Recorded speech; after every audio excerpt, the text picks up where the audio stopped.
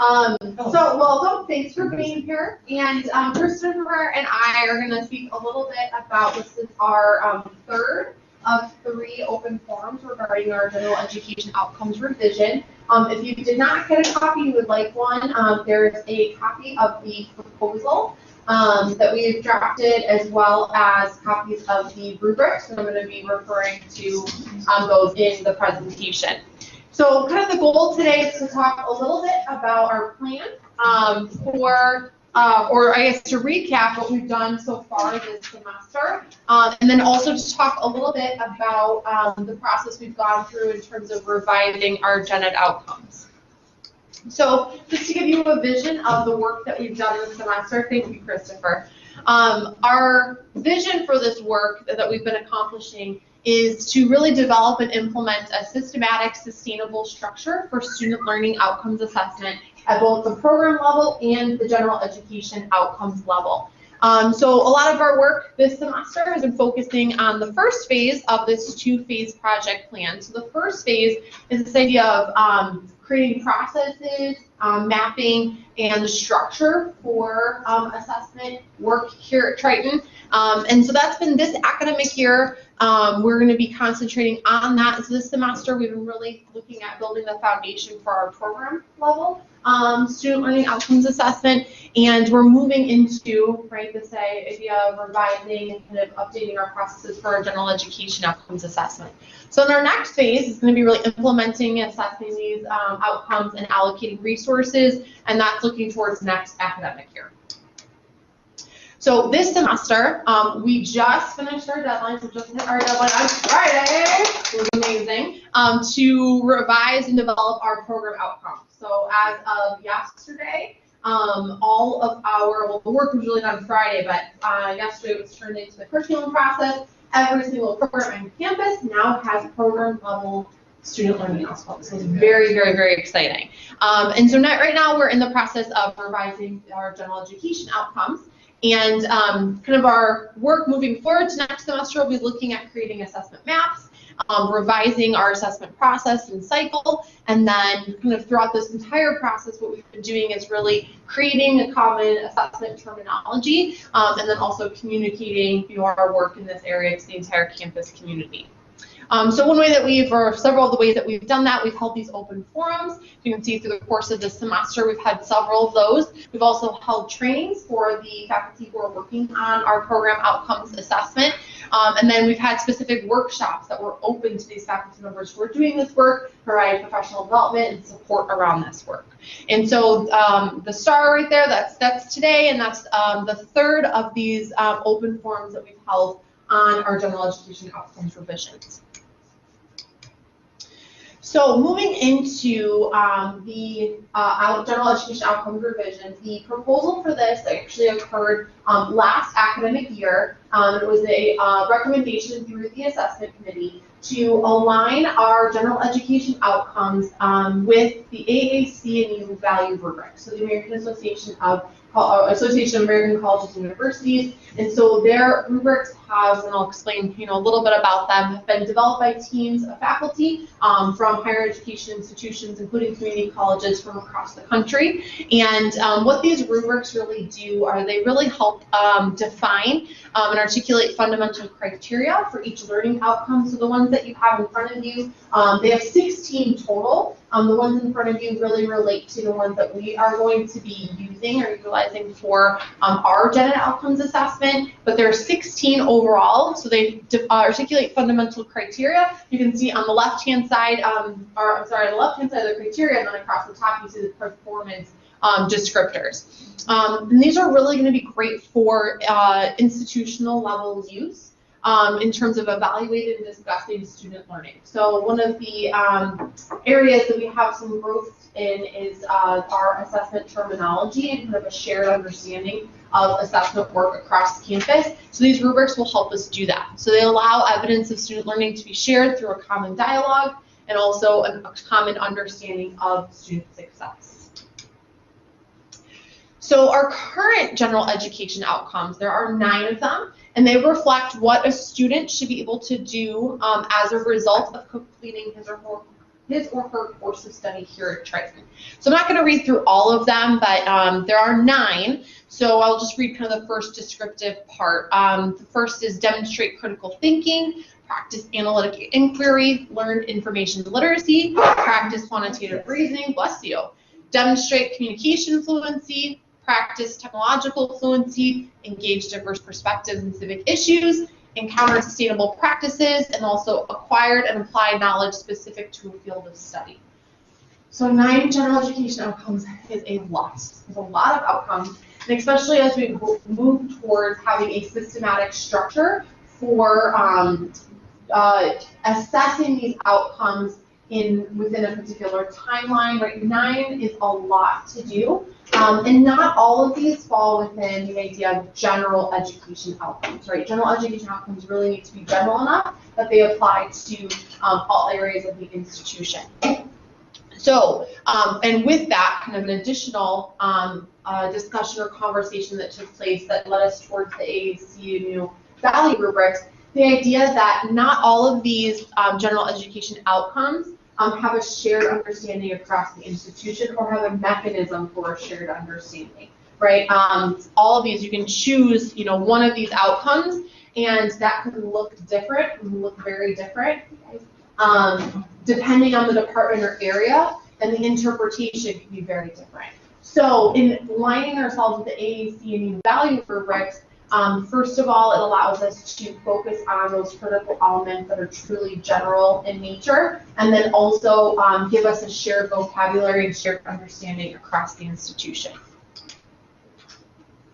So our proposed outcomes revision, so you have hopefully have the proposal in front of you, and so what we've done is really focus. This is a conversation, again, that came out of assessment day last spring, and so we had several opportunities for faculty, staff to kind of engage in the conversation, look at our current general education outcomes, look at the value rubrics, and kind of see where there was alignment, and there was definitely a shared dialogue and a shared understanding of which one of those we kind of deemed the most prominent as we proposed this idea of revision. And so the first 4 here, critical thinking, directly aligned with a value rubric, communication. Our current gen ed outcome only applies to written communication, and so they're developed in that conversation saw a need for both written and oral communication, which there are 2 rubrics available from AAC&U. Information literacy aligns nicely with the rubric. Quantitative literacy, again, aligns nicely with the value rubric. And then we kind of had a really great conversation around some of our current gen ed outcomes, how they may or may not align with some of the value rubrics, and this kind of need for this 5th general education outcome that was a little bit more holistic, a little bit more general. And so the AAC&U rubric labels this as global learning. And so if you take a look at the rubric packet, we actually included several rubrics there. Global learning is a little bit more general, where AAC&U also recognizes that there's a few other concepts that are really closely aligned and can also be assessed with a few other rubrics. So those outcomes are intercultural knowledge and competence, civic engagement, and ethical reasoning.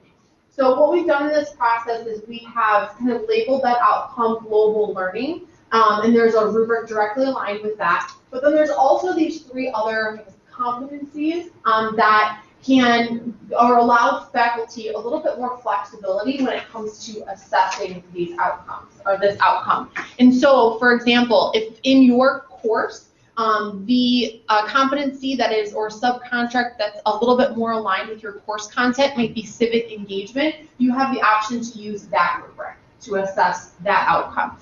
Same thing, if your discipline is a little bit more reflective of ethical reasoning, is a little bit more highlighted in your discipline, that could be the rubric you could use to assess. So it gives faculty a little bit more flexibility in the tool that they use to assess that general education outcome. Yeah, and if you weren't part of the breakouts at assessment day surrounding this sort of process that we would do, is literally sat down with all of these AAC&U rubrics and sort of like shuffled them around, grouped them into piles, whatever. It was incredibly organic how this bubbled to the top.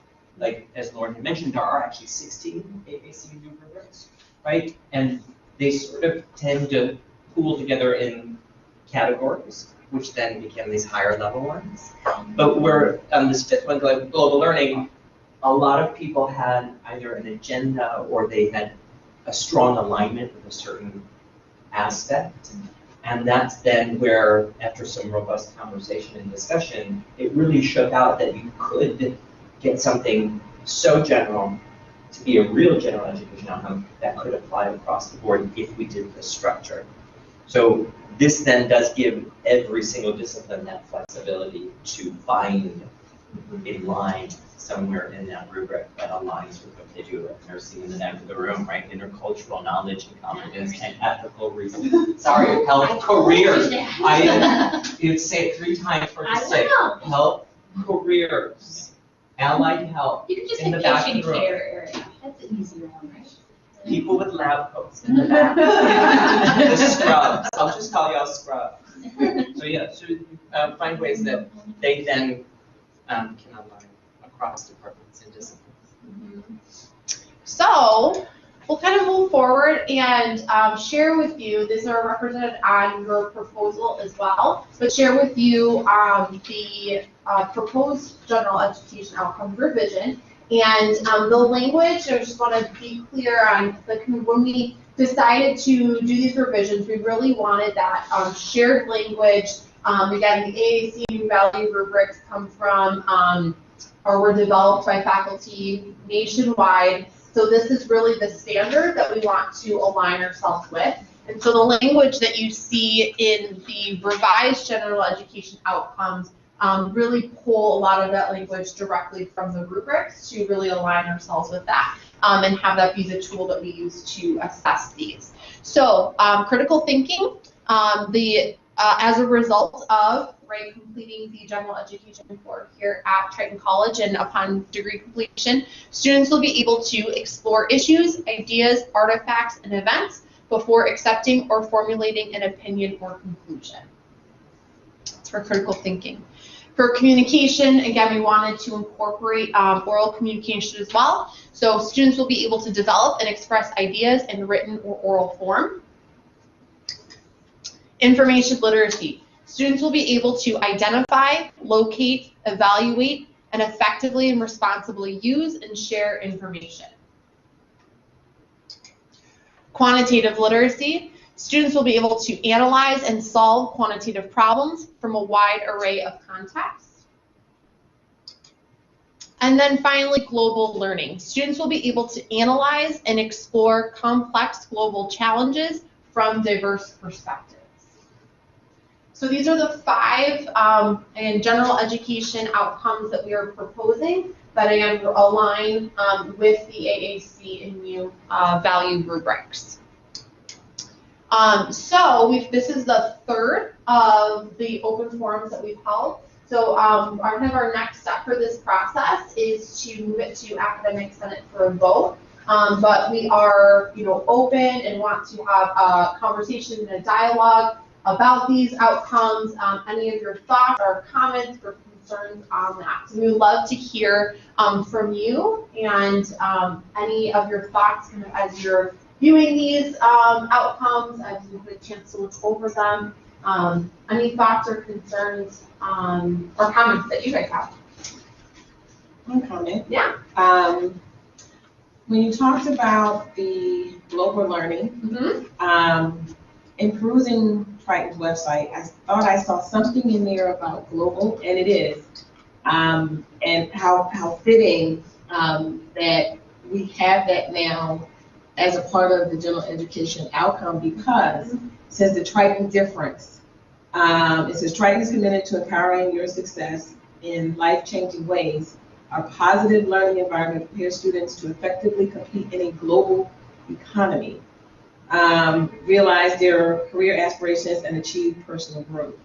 So if that's going to be the difference that Triton is, it's kind of part of their vision of, or their goal of how they want their students, what the students are going to get when they leave Triton, what's the difference? That's it. So it kind of, I was like, wow, so it doesn't surprise me that when you were talking about how when you were in that meeting and people were looking at these outcomes and trying to figure out that that wasn't a common theme, because that's what this is kind of all about. So that was one comment. The other comment I have. Sure. For the current general outcomes that we have, 9 of them. Yeah. At some point in time, I would imagine that we're going to start talking about assessment at the course level. Could we potentially take those 9 and now drill those down at the course level? Because they become very specific. If you look at them, they're very specific. Even though they're general outcomes, they're really specific. Like you said, they're very, like, in some areas, all those. Because when I was writing my course outlines and what are we going to assess our students on? What is the takeaway when they finish this course? What are the outcomes? Some of those I go, no. But then we get down to, acquired and applied knowledge specific to a field of study. In most of my classes, that is hitting the nail on the head. So as a general outcome, no, but more specifically at the course level, that is. And that is definitely part of the reason why we're proposing replacing those 9 with 5 that are more general. It's more general. Because the concept or idea here is that they are going to be assessed systematically. Which meant even if we kept all 9, you'd have to figure out how. Yeah, correct, exactly. And we were doing 3 a year. Yeah. And so I, with conversations I've had with people, had a hard time wrapping their head I around, had a hard okay, time trying to figure you give me these 3 that I have to figure out. Which How do I fit them them in? Right. Yeah. So this, I can see, okay, got that one, check that one. We do this already, check. You know, so it's very easy for me to see at least 4 of these in pretty much probably mostly all of my classes that I can nail it right on the head. And that's the idea, right? Because when we're talking about general education, this came up in one of our last forums too, that like there's this theoretical side of like the general education outcomes are what drive the curriculum, right? Yeah. It's what is the framework of our curriculum. Like this is what students are able to do as a result of being here at Triton, right? And so something like critical thinking, information literacy, like this should be represented in all areas. Communication, right? Being effective communicators, this is something that should be represented across the curriculum and across departments and areas. So really pulling it back to the 5 that can truly be represented across the institution. I might be confused. Sure. These general education outcomes are for the program. They can't always be represented in each and every single course. So it's the general education, and we're talking about the general education core. Right. So we have to look and say they're getting this objective from this class. So it's not going to be represented in every class. No, not necessarily, but I think also that like they're big enough that you could see elements in them, right? Right. Well, we can all touch and do it, but I'm thinking, sure. They're getting their diverse perspective and civic issues, and they're in another course, even though we may be talking about disease processes that right, and that's where I think, right, I think, yes, so theoretically, right, they should be represented in most, if not everything that we do, right? But when it comes to assessment, I think the really important piece is the idea that when you assess for, let's say, diverse perspectives, it needs to be something that those assignments or what you are assessing was directly intended to assess that outcome, right? So we would not turn to you and say, oh, though you may talk about this in one course session, we're going to assess diverse perspectives. Those don't align. Exactly.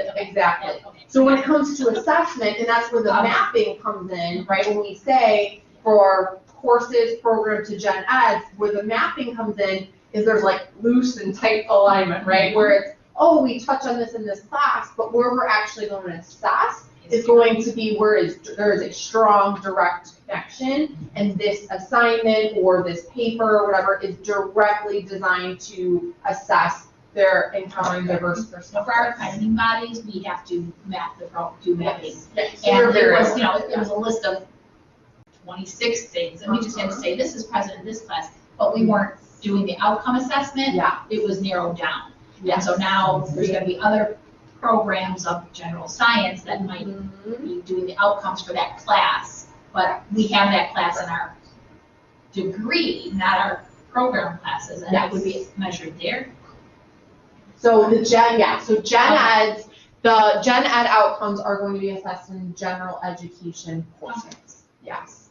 And so that's where, like, theoretically and then practically, right? So theoretically, this drives the curriculum. This is who we are as an institution. This is what students should, learn as a result of being here. When it comes to very practically assessing them, that's where the mapping comes in, and then that's where we make choices in terms of where are we actually assessing, where's a direct connection to assessing students for learning this. So yeah, thanks for bringing that up, but I think that's all part of what are these, right? We can put these 5 statements out, but how are they actually going to influence my practice and influence teaching and learning? But they also don't reside exclusively in general education courses, right? So communication does not only belong to rhetoric and speech. Oh, no, I'm not Right, talking so- about those ones. I'm Yeah. talking about certain things. We don't have assignments that only relate and measure the outcomes of civic issues. However, we do talk about disease processes and different populations, but that worksheet, so that might be Integrated into your behavioral course. science courses or something. There The do basic exist- ones, yeah. There do exist programs on campus, especially certificate programs on campus, where there is no general education course, right? Where it's Where they have to add it's something. purely careers and technical education are very much so, like, not outside of the gen ed track. So Right.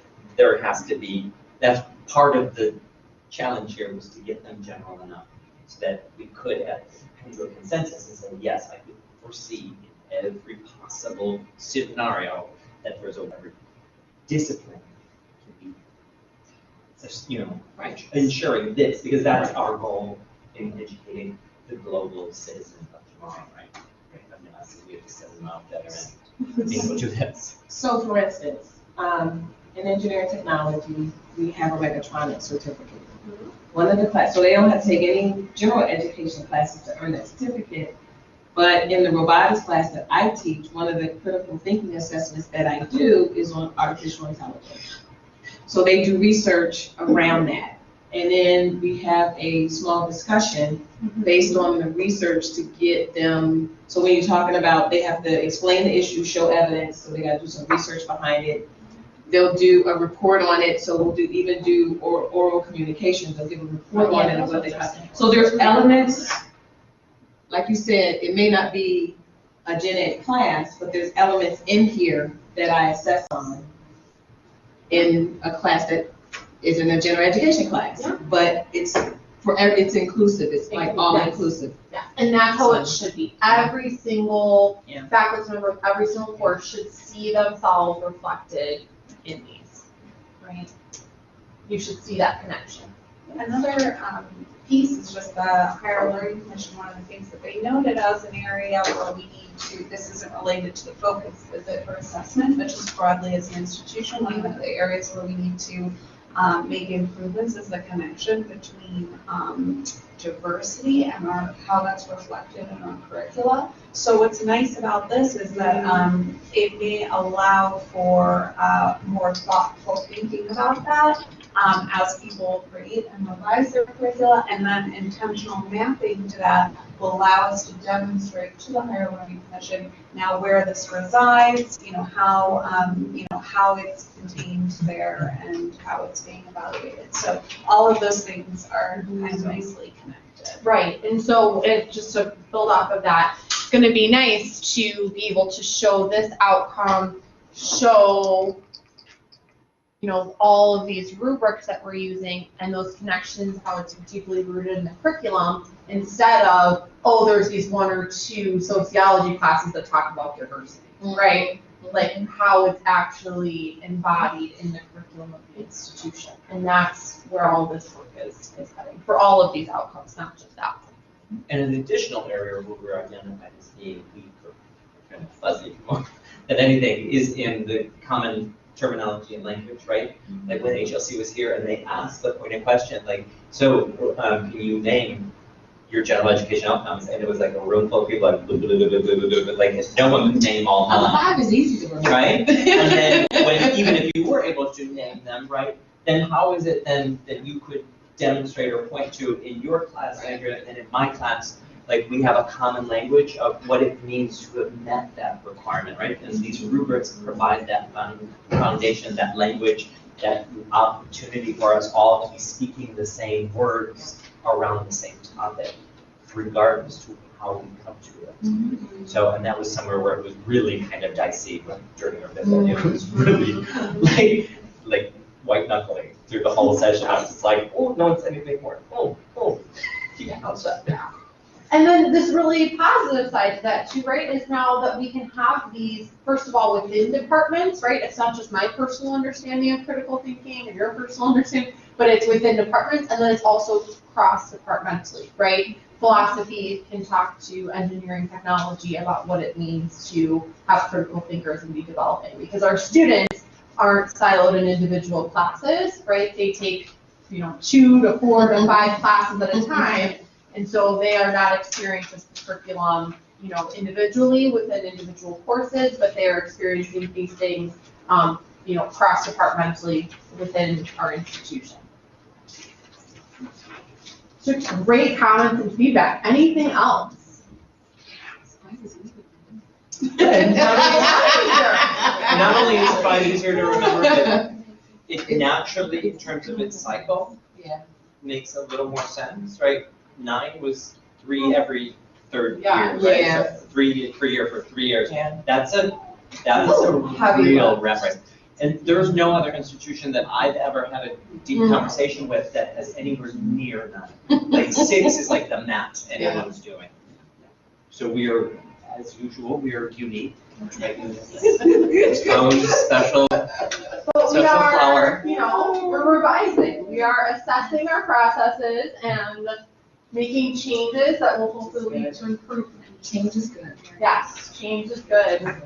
Absolutely. Well, anytime you simplify a process or streamline a process, I think you can only be more efficient and effective at it, right? And then you have to go back, from a research perspective, right? So now what does data mean, right? If I'm looking at it's spread all over like a shotgun, right? Because no one is assessing the same things systematically in the same way, using the same terminology, it loses its value. So I think we can only become stronger with a tool like this, I think. Any other thoughts, questions? Because again, the next step for this process, now that we've held the 3 open forums, is to move it to academic senate for a vote. So I'll be sending this out to Dr. Flaherty, we'll be sending it to the senators, and then there will be a motion to vote on this proposal at academic senate. Just curious. Yeah. What's the general sense? Like, how is this being received?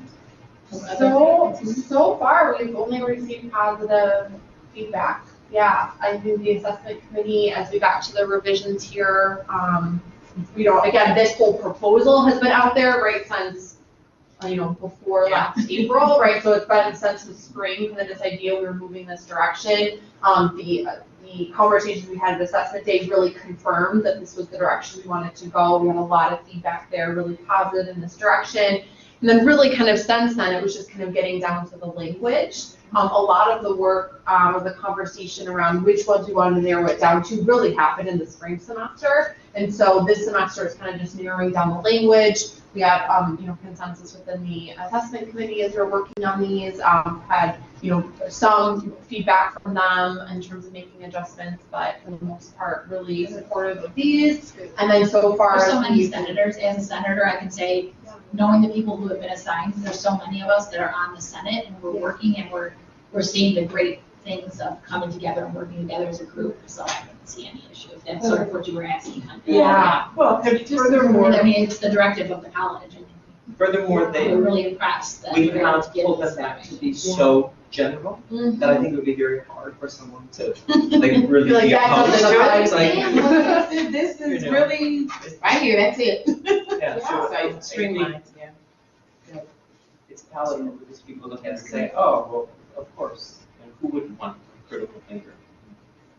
Yeah. As a graduate, who would want someone who's able to communicate? It's all of our goals. Well, I tell you, it's like pulling teeth out of students to get them to think critically.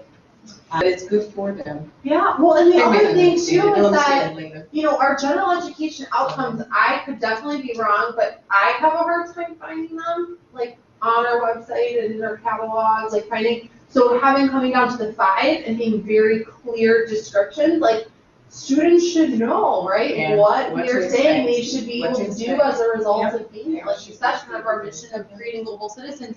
I mean, the general education outcomes should be widely publicized. Students should know what we're expecting of them, right? And what they will have as a result of being here. And so I think that's important as well, an important piece of having students know what we're expecting and what they should be able to do. And including them in this process as well. I think is an important piece of that.